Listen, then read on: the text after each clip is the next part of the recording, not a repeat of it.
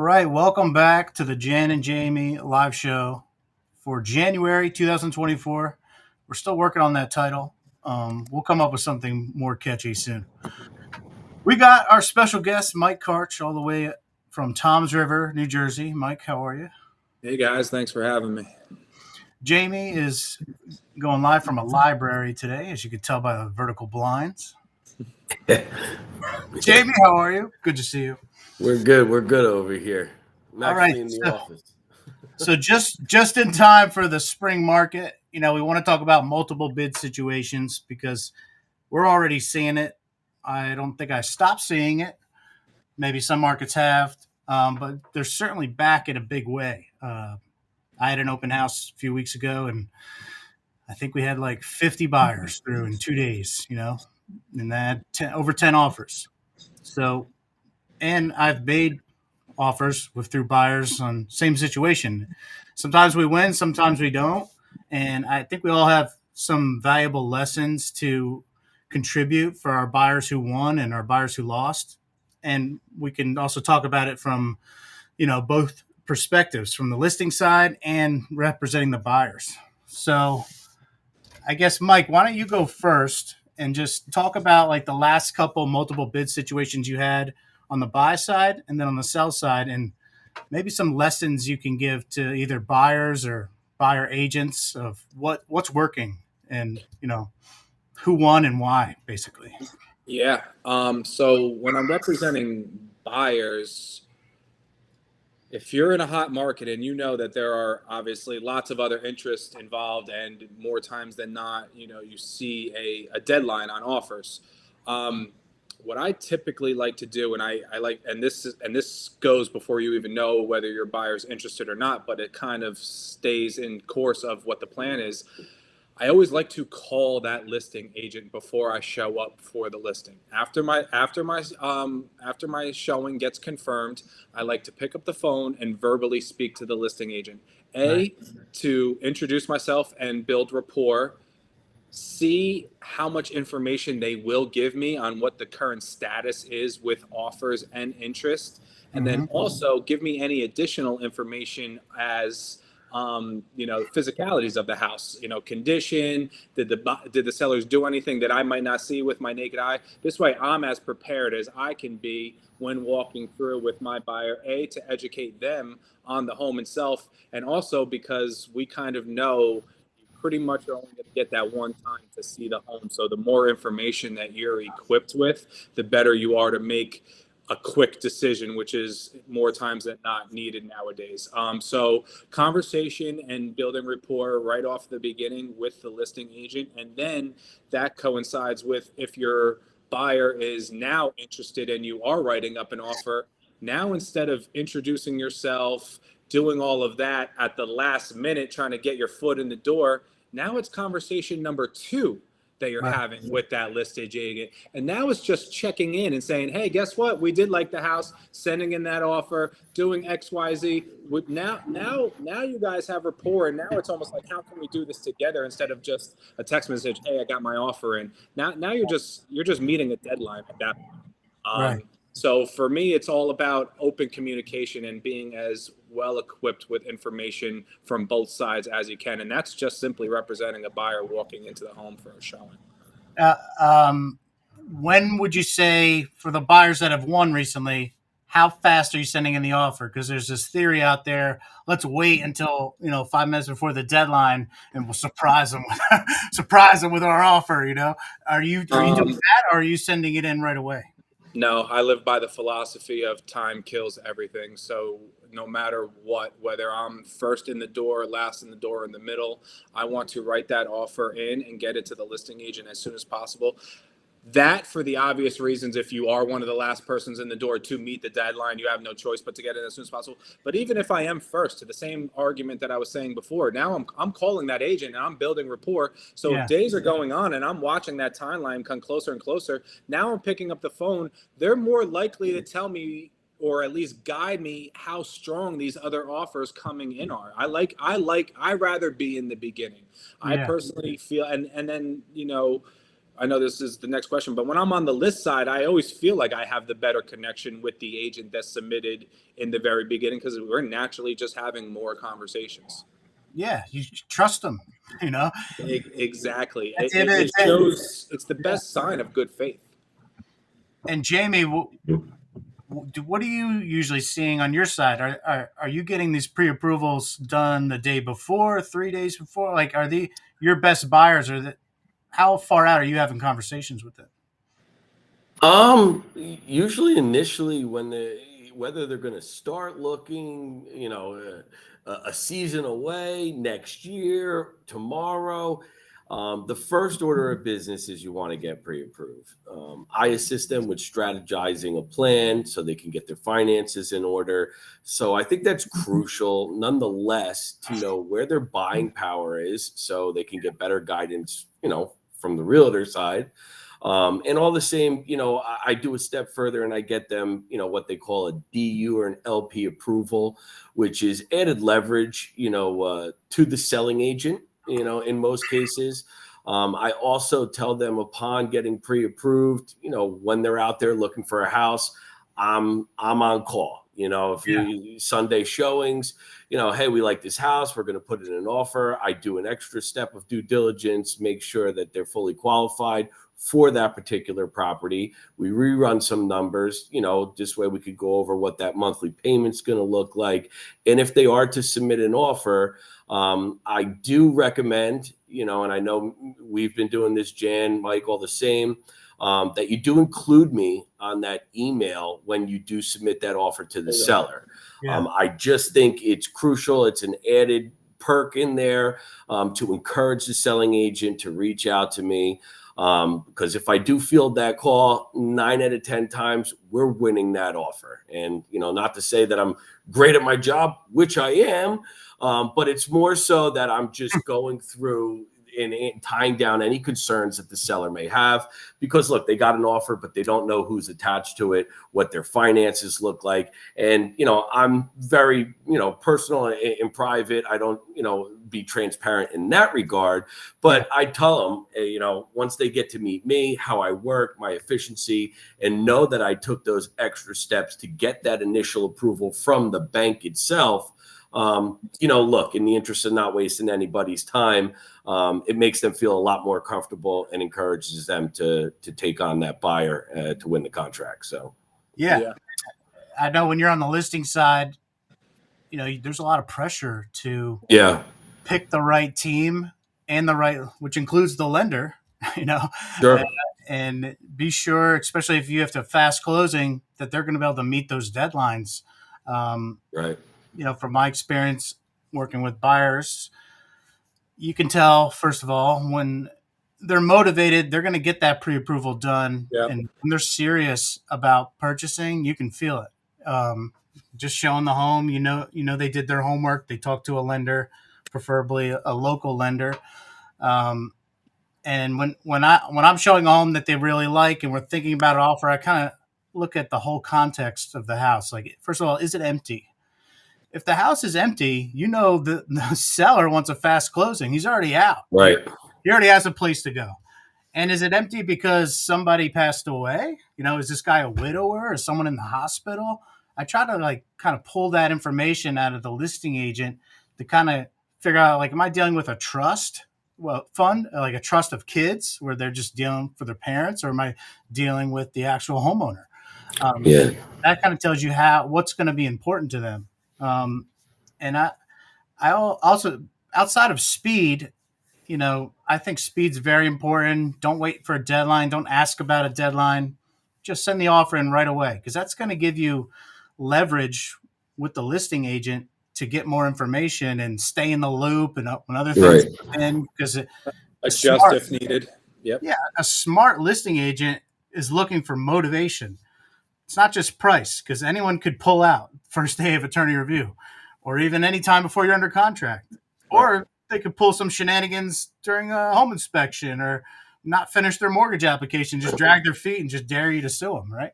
Well, that's what I wanted to ask you a question too. So do you find, because again, as an added benefit, it doesn't always come down to the price. It comes down to the efficiency of the closing of the loan. And you do have a very tough decision to make, especially on a property where you're getting a number of different offers come through. You want to do right by your client. And a lot of times, do you find you're leaning more towards somebody that has a larger down payment, per se, but they might be shy of the highest offer? So, case in point, somebody putting down 10% and they're offering 600,000, but you have another buyer that's putting 5% down at 595, and they're $5,000 less, but you don't know if that's a more qualified buyer, why they're putting 5% down. And then I'm almost asking a question. I mean, from a listing agent's perspective, how do you guys perceive that? So I understand. Go ahead, For me Mike. personally, on the listing side, it's kind of like what we touched about before with Jan, and including on emails, whether you're included on the email or not.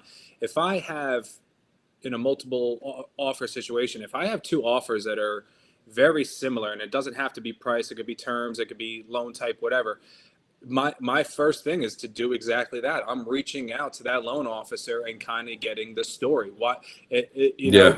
Is this the end all be all? Are they maxed out? Do they have room for wiggle? Is this just what's comfortable for them on the monthly basis? It's getting the most of what you can, because we only have so much to work with. We can first judge them off of black and white, what's on paper on the offer, and then there's only so many steps further than that we can go, kind of reaching out to the loan officer. I mean, how much further can you possibly go? You can't get to the next step without getting to the next step. So I always do like to reach out to the loan officer and kind of get the story behind that. Personally, and again, I like to just lay everything out on the table for my sellers when reviewing offers. Naturally, it is up to them. I do find more or less that if it is, similar in down payment, typically that's not that big of a deal to a seller. It's more or less, the highest price, and then what are they doing to back that up? Sure. Yeah. Sure. So it makes sense, for obviously it coincides with my question of why I think it's important to find a loan officer that's going to do the proper vetting of your client, so they are readily prepared if they do field that call. And when you do submit an offer, all these agents, every agent, when they're submitting an offer on a purchase, should be including the loan officer and encouraging, that selling agent to reach out. You can't rely on the selling agent to reach out. So as a buying agent, while submitting the offer, insist on it. Say like, hey, tomorrow, here's my offer.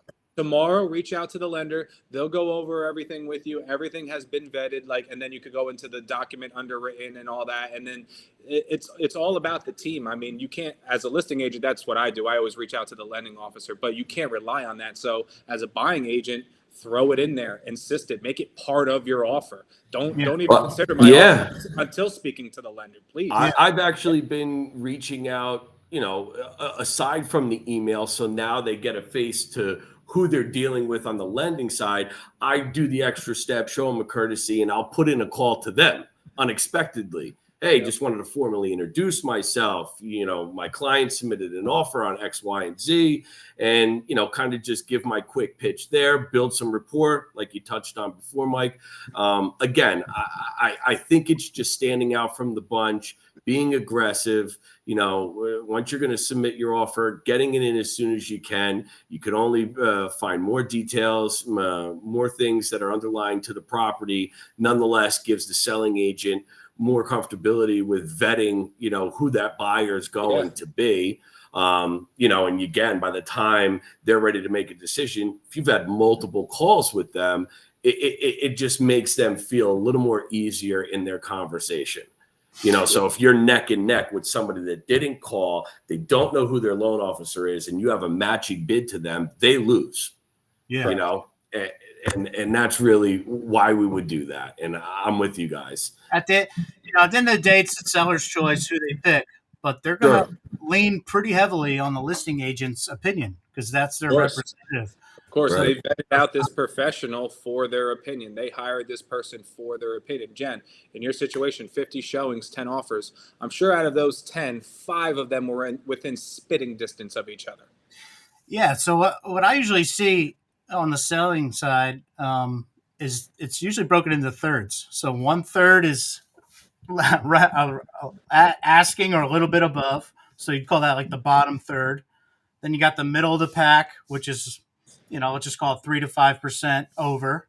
And then it's like the winners, the top three is usually 7 to 10% over. If you're using round numbers, it's about 1% over per offer. So if you're anticipating 10 offers, good chance for whatever the law of then out of those law of relativity, it's going to be 10% over 10 offers. I don't know why. It just ends up being that way. And then out of those top 3, your professional opinion, because on paper the offers are so similar. So what I do now, it's like, okay, which one of the buyer's agents did go the extra mile and present more to me to plead their case almost? Yeah. So that plus a good tell. Well, first of all, you're putting all the offers, at least I do, in an Excel sheet. Yep. Create columns. Look at the top 3. A good tell to see motivation is escrow. If you're seeing a really small escrow, let's just say 3% or something, and it's not due for 10 days, you gotta have to think, like, are they really committed to this process? And if they're not willing to move on that, or that's number one. And then number 2 is appraisal. What's their appraisal scope? I don't care if it's 5, 10, or 20, 30% down. What's the appraisal scope? Because at the end of the day, are they that committed? matters to the seller much more than the down payment. That matters to the seller much more than the down payment. Exactly. This number going to make it to closing? Who's committed to bringing this number to closing? Because if they're not going to closing with that number, what are we talking about? Yeah, there's a lot of properties that are inflated too. So that's always a concern. And again, I always equip my clients with the knowledge of what happens if the appraisal does come in short. So that is important, that they have the extra reserves to kind of bridge that gap, because, you're getting through, because now you're going through underwriting, you get the appraisal out of the way, and, those other buyers have moved on to other properties. And now you come to find out that, you're at capacity and they don't have a $10,000 reserve to bridge the appraisal gap, so that's definitely got to be of concern, especially in this market, with the values being so heightened. You definitely want to address that up front. So I completely agree with you on the escrow. And as a buyer, it's very important to work with someone you trust as your agent that can also provide comps that are real. Because if the list price, there's a lot of times homes are just priced in the event pricing category, where it's listed low on purpose to bring in a lot of offers in a small amount of time. It's not a bad strategy. It's actually a good strategy because it ends up going higher than if you just listed it higher. So the list price is not the value of the house. That's you got to get that out of your head. I feel that just over the last couple years, just buyers are so mentally trained, and because houses are generally going fast, that when they see a list price, that's what it's worth. They think that's the bottom price. Yeah. You should. I mean, it depends. You got to ask your agent, like, is this priced right? No. I should be able to look at it in 5 minutes, be like, this is priced low. It's gonna get bid up, or it's priced high. You look at the condition, of course, too. And that's where experience definitely comes in as well, because not for nothing, everyone's seeing like, oh, the market looks like it's slowing down. It's like no, it's just a lot of sellers are still kind of riding this influx, and it's just not there. So their houses are sitting for 30, 40 days simply because price. I mean, look how many listings are still going under contract in sub 7 days, because if it's listed right, in today's market, I'm pretty confident to say this in any market in New Jersey, if it's listed right, it should not last more than 2 weeks. Yeah. If it's priced right, it should not last at 2 weeks. I mean, I had 2 listings go live the week of Christmas that both got multiples. Yeah. I mean, Yeah. it's like if they're listed right, the inventory is just so low that there should be more than one interested party out there. I mean, we're still in a seller's heavy market. I haven't ran the ratio, but I mean, from my experience, it's got to be at least 4 or 5 to 1. It's like a 1 month inventory at a Yeah. six, So there you go. Right. pretty much everywhere. Yeah. But just to recap, if, and Mike, you could add to this: the winning offers, whether we're on the buy side or the sell side, first of all, was pre-approved before they saw the house. Let's all agree there. Yeah.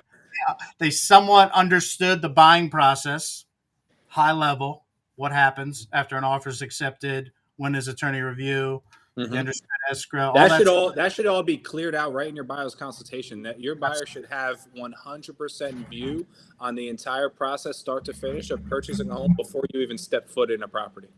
Yep. So they came in fast.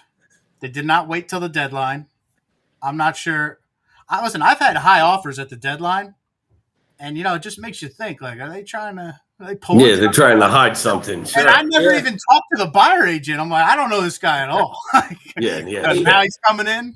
I think something that's really, really big, especially in today's market, because we are kind of in like a move and sell by necessity market. I think something huge too is having your buyer be flexible with closing, because 9 out of 10 times that seller has a plan B that is more or less reliant on plan A. So you being flexible with your close date, I mean, granted, you might have something to sell too, but you need to work that out on your own before you get to your offer. And the more flexible you can be with closing, that goes, I mean, I'm winning offers like that as well. Is just simply like, you put a date, but you also put like open to sellers' needs. Like, as long as it doesn't exceed our rate lock or cost us any more money on a point or monthly basis, give the seller kind of what they need, because we'll give you the highest price, close in 30 days, blah blah. That's not always a high sell in today's market. Right. Sometimes they need use and occupancy, which allows the seller to get all the cash. Doesn't always win. Quick closes get all the cash at closing and then buy their next house. Correct. Correct. And that's where conversation with the lender comes in too. If I'm a listing agent saying like, hey, I see that your buyer put a flexible open closing here. Like, listen, we are under contract, but we're not closing till this date, and they need to get movers. Like, we're looking at like a 65, 70-day close. Can you hold this rate and lock that in? About like, that's a conversation for the lender too. Like, so sure. I mean, just open communication goes so far. Price, escrow, closing date, inspection contingency, appraisal contingency. If you just focus on those 4 or 5 bullet points, and give the seller what they want, first of all, you got to find out what they want. Through your agent, you should be able to have that conversation, and not the day when the offer's due, beforehand. You should be able to come in very close, if not. And then it just kind of comes down to rapport and presentation. I always like to do a cover page on my offer, so they're not just seeing the New Jersey contract. A cover page on my offer, which like has a picture of me, my reviews, the highlights of the offer. You wouldn't believe how many times I just get like a dot loop notification. I'm like, are you kidding me? So that's the worst, personally. Are you kidding me? When someone sends you a dot loop and you literally have to go into that and scroll through that. Or when someone just sends you all the attachments and now I have to go find the price. Like, so I don't do a cover page, but I do similar to you. I literally have a template that's the body of the email where, I have my introduction, quick introduction, blah, blah, blah, touch base on a conversation that I had with that agent just to make that personal touch. And then boom, body of the email is templated, details of the offer. You don't have to scroll down, but all the attachments support what I'm saying up here. Yeah. And also, as a buyer agent, keep in mind, you can also, offer things like a moving voucher that you pay for from your end. If it's a seller that's maybe not that mobile, or they're older, maybe they're looking for just moving help. Like, they're just looking to make this easy, and your buyers can, if someone passed away in the house, your buyers can offer a donation to charity in that person's name. Little things like that can get the seller thinking with the other side of their brain, where it's not just money, money, money. It's like, oh, this guy's a good person. How am I going to turn down a donation to charity my pop's name, you know. I offer my time. I offer my time to listing agents. I'll say, hey, listen, and also too, just side note, I'll be there for the appraisal. I'll be there for the CO inspection. Like I'll sit those. I'll sit those. Like, yeah. Yeah, and time's everything to us. So I mean, if you had an offer and they're like, hey, not only that, I'll sit all the times where you're supposed to be there for 3 hours. Sure, please. And as a buyer trying to navigate this market, I think one of the most helpful things you can do is just try to put yourself in the seller's shoes. They're overwhelmed by these offers. How would you pick an offer? Or what would you be telling you to pick the offer? Like, it's not just price; it's contingencies and likelihood to close. Like, how can we structure this offer where it looks good, it has a high likelihood to close, and it's a great price? Because you got to check all those boxes. Yeah. You also have to set your buyer's expectations too, of not getting overwhelmed or disgruntled from going on showings and being in multiple offer situations. And I mean, you can do everything that we just spoke about for the half hour and not get your offer accepted.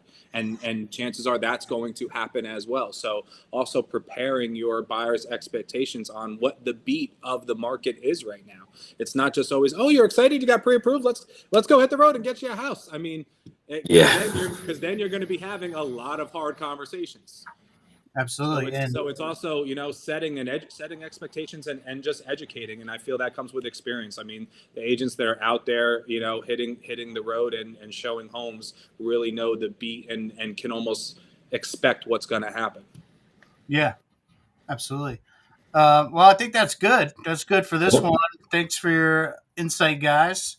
If anyone's out there struggling to, get their keys at closing or get their offer accepted, reach out to one of us. Love to help. Mike covers most of South Jersey. I cover most of Central and North Jersey. And Jamie goes anywhere. Amen. Anywhere with a credit score, you can find Jamie. Got it. That's right. All right, guys. All right, gentlemen. Thanks. Hey, thanks, guys. I appreciate being on. Yeah, we'll see you on the next one. Talk to you soon. Bye. Take care.